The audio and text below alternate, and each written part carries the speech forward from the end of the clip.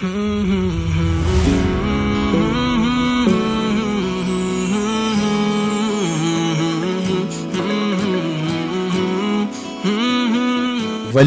کے پہچاننے کے لیے کرامت شرط نہیں ہے، کرامت ایک ذریعہ ہے، ضروری نہیں ہے۔ کتنے اولیاء ہیں جن کی کرامات ہمارے تک نہیں پہنچی لیکن وہ اللہ کے ولی ہیں۔ سب سے بڑے ولی اس امت کے صحابہ تھے، ان میں سے کتنے کی کرامات ہمارے پاس پہنچی ہیں لیکن ہم انہیں اللہ کا ولی مانتے ہیں۔ تو یہ کوئی شرط نہیں ہے، شرط ایمان اور تقوی ہے، اور باقی احادیث میں مختلف ان کی علامتیں بتائی گئی ہیں۔ الذین اذا رأوا ذکر اللہ، ایمان اور تقوی سے متصف بندگان خدا کی ایک علامت یہ ہے جب تم ان کی صحبت میں بیٹھو تمہیں خدا یاد آ جائے، اللہ کی یاد آنے لگے۔ تو کرامت معیار ولایت نہیں ہے اور شرط ولایت بھی نہیں ہے۔ تھوک کے حساب سے مارکیٹ میں بہت سارے لوگوں کی جعلی کرامات موجود ہیں، تو اولیاء کے لیے ہم عقیدت اور محبت کے جذبات رکھتے ہیں تو پھر مارکیٹ میں 2 نمبر بھی اس کا آئے گا۔ اور ہمیں پتہ ہے غذائی اجناس سے لے کر کے ادویات تک اور دیگر ضروریات زندگی تک کہ اصل کیا ہے اور نقل کیا ہے، تو ہمیں اس میں بھی غور و فکر کرنا چاہیے کہ اصل کیا ہے اور نقل کیا ہے، نہ یہ کہ ہم چند بدطینت لوگوں کی وجہ سے حقیقت کا انکار کر دیں۔ تو آج بھی کچھ لوگ ہیں جو کہتے ہیں جی چھوڑو، ہم نہیں مانتے کرامتوں شرامتوں کو، اس طرح کے لفظ بولتے ہیں، جبکہ کرامت کا من حیث الکرامت انکار کفر ہے۔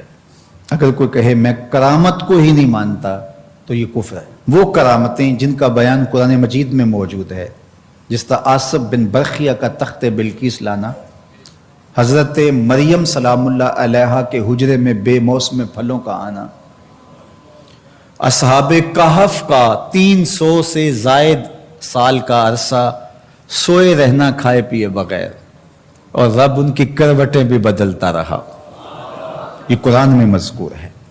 تو اس کا انکار بھی کفر ہے، قرآن کا انکار لازم آتا ہے۔ اگر کسی کرامت کا بیان حدیث متواتر میں ہو تو اس کا انکار بھی کفر ہے، لیکن ایسی کوئی کرامت نہیں جس کا ذکر حدیث متواتر میں ہو۔ البتہ احادیث مشہورہ اور احادیث احاد میں کرامات کا بیان موجود ہے، تو ان کا انکار بھی گمراہی ہے۔ جس طرح وہ 3 لوگ جو غار میں پھنس گئے تھے، انہوں نے پھر دعائیں کی اور پتھر ہٹا۔ جریج کا واقعہ موجود ہے، صحابہ کی کرامات موجود ہیں، حضرت عمر کے رکے سے دریائے نیل کا چلنا، اس طرح جو مسلمہ بزرگ ہیں ان کی کرامات کا انکار کرنا محرومی ہے۔ لیکن یہ بات بھی ذہن میں رکھے کہ کرامت اللہ کی طرف سے بندے کو دی جانے والی ایک عزت ہے، لیکن ولی کی زندگی کا مقصود رضائے الہی کی طلب ہے، کرامتوں کی طلب نہیں۔ لیکن عمومی طور پہ ہمارے سٹیجوں کے اوپر اولیاء کے حوالے سے جو بات کی جاتی ہے، بس آپ سننے کے لیے بیٹھے ہیں اور خطیب صاحب نے کان پہ ہاتھ دھرا اور 2-4 کرامتیں سنائی اور چلے گئے، معیار بتایا ہی نہ، جس کے نتیجے کے اندر بہت سارے عوام اس سے غافل ہوتے ہیں۔ میں اللہ کا شکر ادا کرتا ہوں کہ ہم نے ہمیشہ اس بات کا التزام کیا ہے کہ لوگوں کے سامنے پوری تصویر رکھیں، کیونکہ مجھے اس بات کا احساس ہے کہ آپ لوگ کتنی محنت کر کے کہاں کہاں سے چل کے آتے ہیں۔ پورے پاکستان میں بلکہ پوری دنیا میں ہم جہاں گئے ہیں، ہمارے سامنے جو لوگ آ کے بیٹھتے ہیں زیادہ تر طبقہ باشعور لوگوں کا ہوتا ہے، تو پھر ہماری ذمہ داریاں اور زیادہ بڑھ جاتی ہیں کہ ہم جو ہے وہ ان کے سامنے وہ بات کریں جو بات کرنی چاہیے۔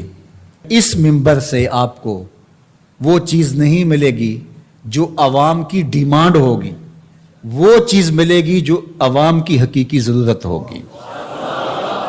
اس پر میں بھی اللہ کا شکر ادا کرتا ہوں، اس پر آپ کو بھی اللہ کا شکر ادا کرنا چاہیے، اور نہ یہ کہ کچھ 2 نمبر لوگوں کے رد عمل میں ہم حقیقت کا انکار کر دیں جس طرح معتزلہ کر رہے ہیں، اور ایک طبقہ وہ ہے جو رتب و یابس کو قبول کر رہا ہے، اور آپ نے ایسے شخص، ایسے لوگ کہ جو اچھے انسان بھی نہیں ہیں، لوگوں کو دیکھا ہے کہ ان کو ولی مان رہے ہیں اور ان سے اپنی حاجتیں طلب کر رہے ہیں، ان کو ہادی مان رہے ہیں، مرشد مان رہے ہیں، وہ شخص جو خود آشنا بھی نہیں ہے وہ تمہیں منزل آشنا کیسے کرے گا؟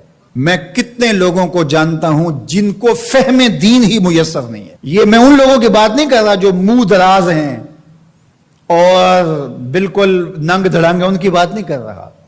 جو بظاہر حلیے میں بھی ہیں ان کا فہم دین ہی ناقص ہے. کتنے ایسے علماء کو جانتا ہوں ان کی توحید کا تصور ناقص ہے. تو یہ بدبختی ہوتی ہے. اب وہ کیا کسی کی رہنمائی کریں گے؟ جو خود ڈوب رہا ہے وہ کسی کا ہاتھ کیسے پکڑے گا؟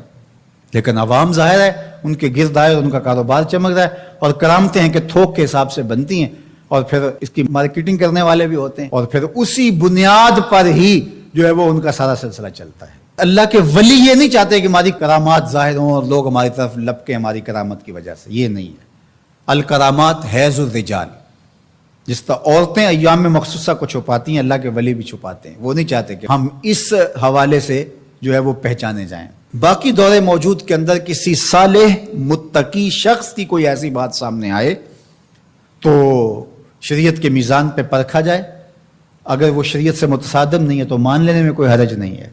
لیکن اگر کسی کی سمجھ میں نہیں بھی آتا تو فرق نہیں پڑتا. لیکن کسی ولی سے کوئی دشمنی نہ رکھے. جو کسی ولی سے دشمنی رکھے تو اللہ فرماتا اس کا میرے ساتھ اعلان جنگ ہے، تو وہ پھر شخص محروم کر دیا جاتا ہے.